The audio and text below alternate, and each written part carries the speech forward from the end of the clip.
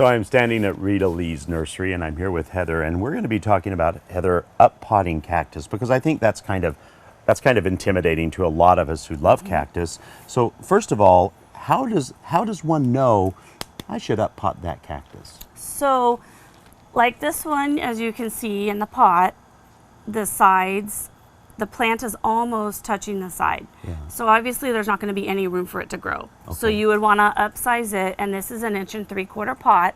So you only want to upsize one pot size bigger. Okay. Cactuses don't like to have too much room. They do like to be root bound. Okay. For the most part. This one looks like it is ready to be repotted, but when in fact if you take it out of the pot, the roots have not really had a chance to develop yet. So we would want to leave this one in its pot for probably about another year at least. Okay. This one, as you can see, it definitely looks like it needs to be repotted. It's exploding out of the pot. So again, to get them out of the pot, you want to squeeze the side, or these pots have holes. You can take a stick and shove it through the holes to just kind of loosen up the pot. Then you want to pick it up, and as you can see, these roots are pretty well developed. So the first step you would want to do is, I always take some of the top soil off. And why is that? Just so that I can get a good seat when I put this back in. All right. And then you want to kind of loosen up your soil around the edges, and on the bottom, you want to kind of bust them up. Just so that, like you would with other plants that are root. For your annuals and stuff. If you put it into a pot, in that shape of pot, it'll just stay. It won't have anywhere to expand. It won't know any different. So you want to put a little bit of soil on the bottom.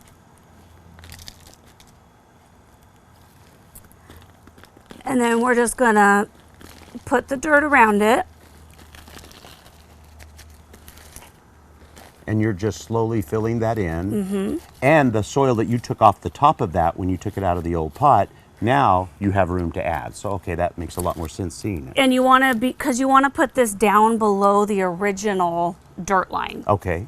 So you don't want to leave the original dirt line, otherwise your plant won't be very sturdy in the pot, in the new pot. Okay, that makes a lot of sense, because they do tend to get top heavy sometimes. They do.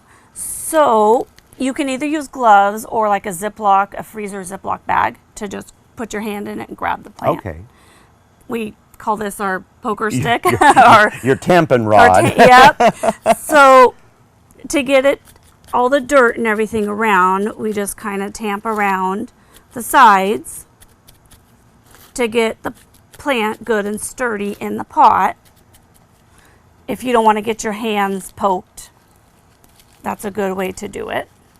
And then can I make the assumption, Heather, that with other things that we transplant at this time, you would just really soak that with water? No. Oh, okay. These you do not want to you don't want to water them for about 4 to 5 days. Wow, okay. Their roots now have been damaged, and if you water them, it will open them up for disease. So rather than helping like it normally does when we up pot, this could be more damage causing to not wait. This is not like your annual, flower that you put in your garden or in a flower pot.